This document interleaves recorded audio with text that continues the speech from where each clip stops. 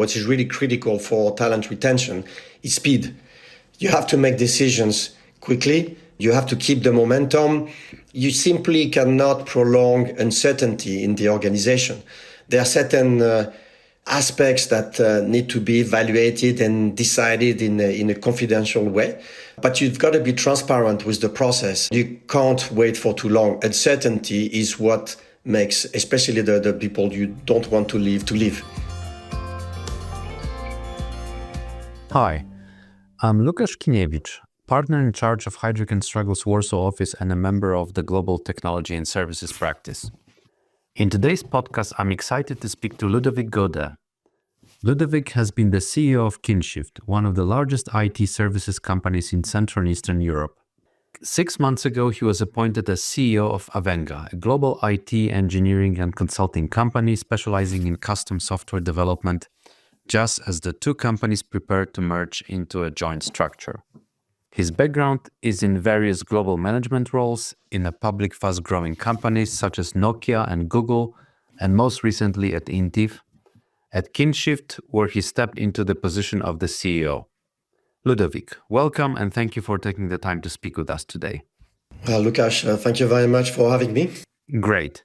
Could you share a little bit about the differences and unique challenges or opportunities of leading tech companies under private equity ownership compared to other ownership structures, such as private ownership or a publicly traded company?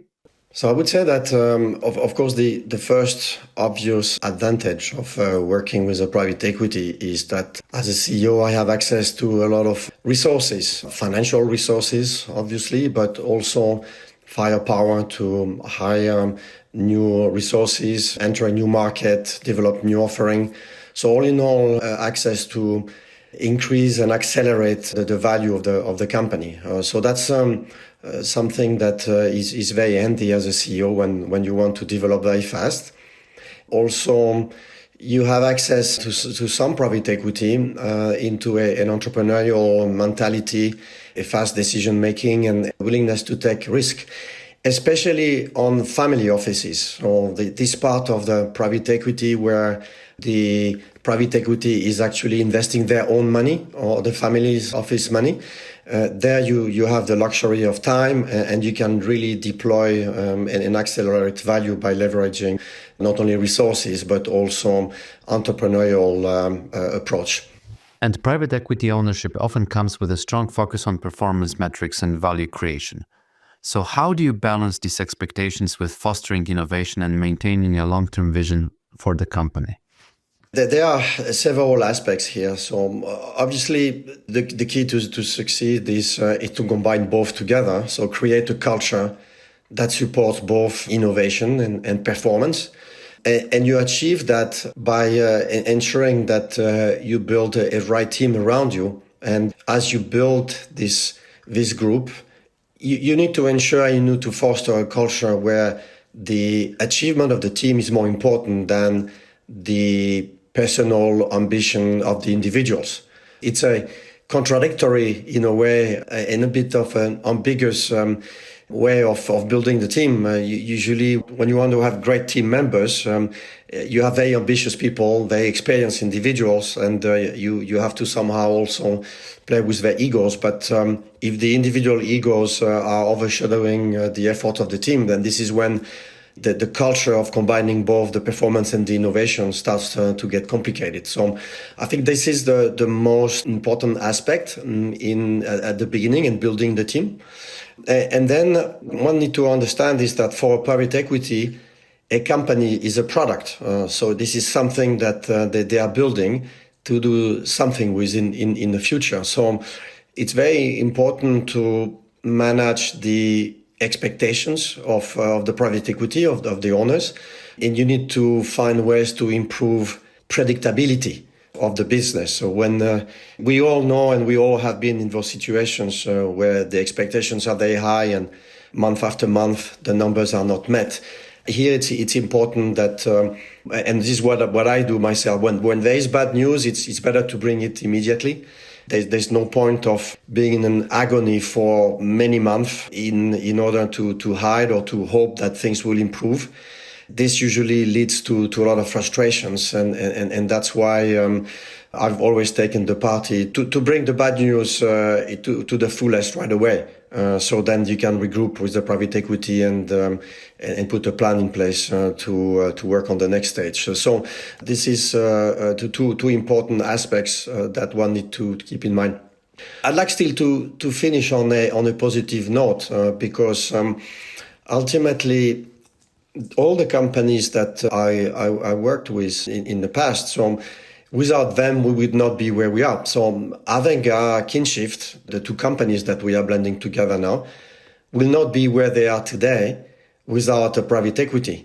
So I think a private equity, if well managed, if well handled and properly structured, and if we have a good, healthy, intense relationship with the private equity, it can be very beneficial for the company. Yes, speaking about blending, Avenga and Qinshift officially merged on the 1st January 2025, and this isn't the first time that you're leading a company through a merger. So how does your leadership approach adapt in a merger scenario, and what qualities or strategies are most critical for success in your opinion? I've done participated or been part of multiple bolt-on acquisitions, but mergers are very specific. So I've done 3 of those. I've done a merger of Nokia and Siemens 20 years ago. I've done a merger with Intiv some 8 years ago, and now we are doing this one. What I like to do is to continue to be authentic. So, of course, every situation is very different. Every merger of equal is very, very specific. There are always different dynamics, but I try, or I want, or I force myself not to impose any material change in my own style. I tend to be very participative and very people-oriented, in combining that with some good and rational argumentation. But I think the authenticity is what matters. It just makes life easier for me and for the people around me. And this is what we are doing with Avenga. So I ask everybody to be authentic and not to change anything, even though interpersonal skills are very handy here. And it's a very challenging task. I just mentioned that it's important to build the team around you. And the biggest challenge for me in a merger that might impact your leadership style is that you usually come from one of those companies. So you have already built a team around you. And now that you have to blend 2 teams, you have to assess the merits of each team member to build a new one. And that's very challenging because of course, the history that you have created with one team. Yes, you're absolutely right. And the merging of 2 large companies involves aligning distinct organizational cultures. So can you speak a bit about how you go about shaping the new culture and key lessons? Culture is actually one of the key tasks of a CEO. I would say as a CEO, you are responsible for 2 aspects of a company. One is the strategy and setting the direction and bring a sense of vision, but also set up the culture. And this is something that as a CEO, you cannot outsource. The culture is really often the mark of a leader. And here I give you perhaps an example to illustrate that on what is important for me. So when you establish the culture, you get those 2 teams to work together. And because you are part of yourself of one team, of company A, and you have to start working with company B, it's very critical that you spend the time to understand the other party. So I usually spend time and force everyone to understand how the other company is performing a particular task or developing a particular product or the way they are organized. And the way I ensure that is after a while, I'm asking the head of delivery from company B to explain me how company A works and vice versa. So that I really spend the time and ensure that we all have enough time to understand each other's. And this is maybe a symbolic moment in the merger where we sort of ensure that before we make decisions, we all understand where we are. Yes, and obviously during a merger, there are two different leadership teams. So I was wondering, which strategies do you deem most important to foster trust and alignment within, two leadership teams from both organizations? It is a very for a CEO that like myself, who is very personal and very people oriented. It's a challenging task, but it has to be done. And the key aspects here is to be transparent about the selection process. Interview the candidates on both sides and give them a fair chance. Establish a good communication channel. Establish a major team with a good blend of both representation. Put together a major newsletter. So this is, for example, what we're currently doing at Avenga. So you need to be transparent. Then the second aspect is the balance of power. So the new leadership team needs to be equally represented from both companies. And that's also what we've done with Avenga. There's at least as a starting point. As you go through the merger, of course, personal situations evolve, and this balance of power is difficult to keep. But at the beginning, you need to give equal chances for everybody. And if everyone focuses on the overall goal, on the interest of the team, and not the ambition of the individuals, then usually it works well. And obviously, talent retention can also be super challenging during mergers. So what specific steps do you take to minimize attrition and ensure continuity of expertise and morale among your teams? In a merger, the drive of a merger is usually to reduce cost and sometimes to improve or increase revenues. So when you bring teams together, there is immediately a bit of fear that what's going to happen with me as an individual. So there you have to continue with the transparency and the communication. But what is even more important, what is really critical for talent retention, is speed. You have to make decisions quickly. You have to keep the momentum. You simply cannot prolong uncertainty in the organization. There are certain aspects that need to be evaluated and decided in a confidential way.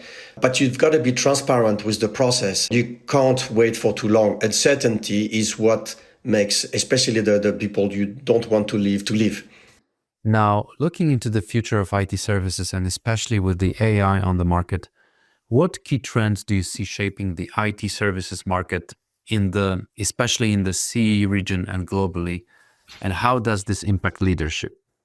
In our region, in Central and Eastern Europe, we've entered into a digital era now, digital transformation era, which for a while now, and the times of labor arbitrage is gone. Or we were in a seller's market, now it's a buyer's market. So this is a big change, and this is forcing everybody, from a leadership point of view, to find ways to differentiate and to defend margins. So one need to be more consultative and focus on the customer experience.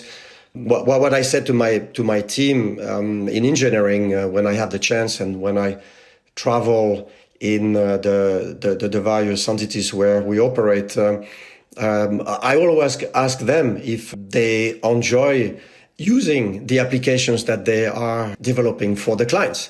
So we want to make sure that the users of what we are developing and building and constructing are actually going to enjoy that. So this is quite important.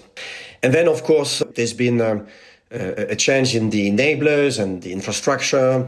Everything is being cloudified now.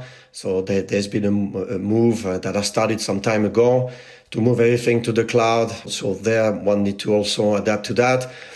And all this digital environment has created a lot of concern with ownership of the data and threats, and so security is very critical. So in the case of Avenga, wherever we go, whatever we develop, even if it's not prerequisite or requirement for the client, we end up having our cybersecurity team looking into this and providing also some ways to secure, to help our clients, ensuring that what is being developed is fully secured.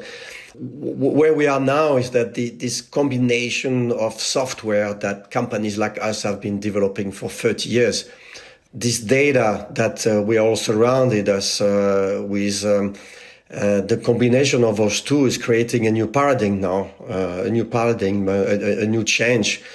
I'm basically alluding towards artificial intelligence that everybody's talking about. I'm trying to talk about it without saying the name, but both data and software is such as a stage now and providing so much opportunities that it's disrupting not only our clients, but also ourselves. Generative AI is transforming industries across the board. So how do you see AI services influencing IT? And as a leader, what strategies are you implementing to capitalize on these advancements? We are definitely in this tornado right now. I've gone through during the last 50 years in several tornadoes, and this is definitely one that is very fascinating now. And what's so fascinating about it is that it's going much faster than anything else. So we have the PC transformation, the internet, the mobile phone. I talked about the digital era, and now AI, but it's just accelerating. And for everyone, for any industry, the question that I'm asking myself is, how can we as a company, as Avenga and Qinshift, be complementary to an artificial intelligence? Because I don't think AI will replace us or will replace our clients, but AI will be accomplishing mundane and repetitive tasks. So we need to find a way to be complementary to that. And I think it's a good thing because we would be hopefully spending more time amongst the people to interact and innovate, and while the more repetitive task will be done by something else. So specifically in software development, so there is a lot of AI tools that are assisting developing code. So we are aware of that. But I still think that the creativity will come from the developers. And we have to remember that when we engage with clients, the time that developers spend on coding is actually small compared to the interactions that they have with the clients to trying to understand what they want to do, etc. So it's I don't see this as a threat, at least immediately. We have ourselves a lot of experiences in organizing data, collecting those, building algorithm and statistical models. We have our own generative AI framework as well. We very much into the flow of what's happening with the market. But the biggest leap forward, or the biggest, I think, tornado will come when AI will be autonomous. We talk a lot about car being autonomous, but when AI will be autonomous, meaning that when my AI, my assisting AI will talk to my wife's AI and decide where we are going on holidays or when we are going to, which restaurants we are going to go, based on our mood, based on our past experiences, based on our style. This is going to be quite fascinating and scary at the same time. An AI is not cautious of the fact that it's an AI. It's just still a statistical model, but what you can do with it can be overwhelming. So we are ourselves working on that, and also it goes well beyond the technology or IT, because from a societal point of view, the gap between those who will understand AI and will be able to use it and be complementary to it, and those who are not will start to widen. So we are ourselves spending a lot of time in making those technologies very human, and there is quite a lot to do on our side also to educate ourselves and help our client cope with this. Yes, this is absolutely fascinating. And thinking about mergers, the advance of AI, as well as high-stakes business environments, well, these are usually very demanding conditions. So how do you maintain personal growth and resilience as a leader while managing such challenges? Yes, Lucas, you are right. So as a CEO, you're very exposed. And I think for me, the energy is really more important than the time. We talk a lot about the time that you spend on meeting people and dealing with all the issues that are coming to you. But what is even more important to that is actually the energy you have, because when you engage with people, when people engage with you, what they expect from you is not just to listen. You actively listen. It requires a lot of energy, but they also expect you to be concentrated and to contribute. So there, the energy is quite important. So energy is more important than time, I would say. And then personally, so how do I find this energy? So I do a lot of physical activities. So this is a daily requirement for me.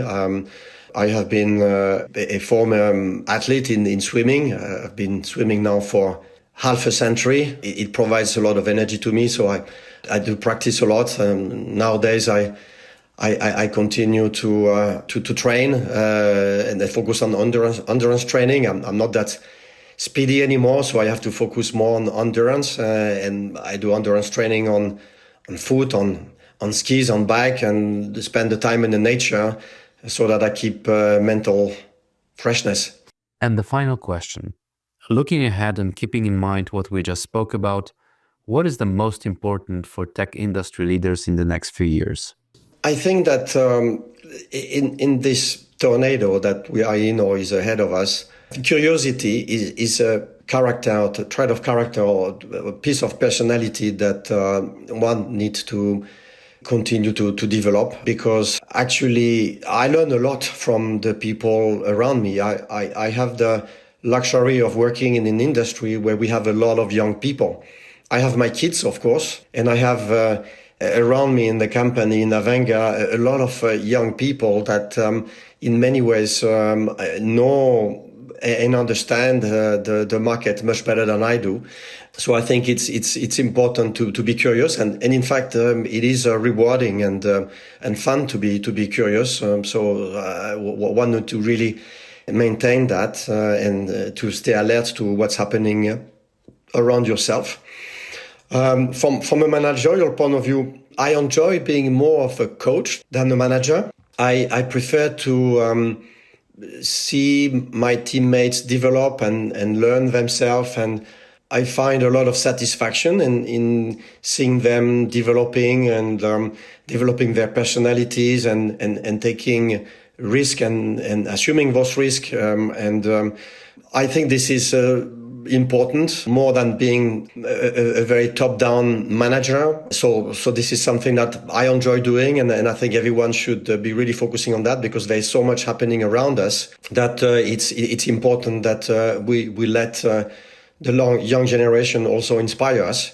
And then finally, we talked about working in a private equity who loves facts and drive the business through the facts. And this, of course, is important, because to make up your mind, but sometimes it's impossible to compute it all. So you have to trust your instinct and learn to make decisions also with a layer of more intuition on top of the data that are presented to you. So what would be my free advice? And because that's what I apply for myself. Ludovic, thank you for sharing your time and insights with us today. It's been a pleasure. Thank you very much.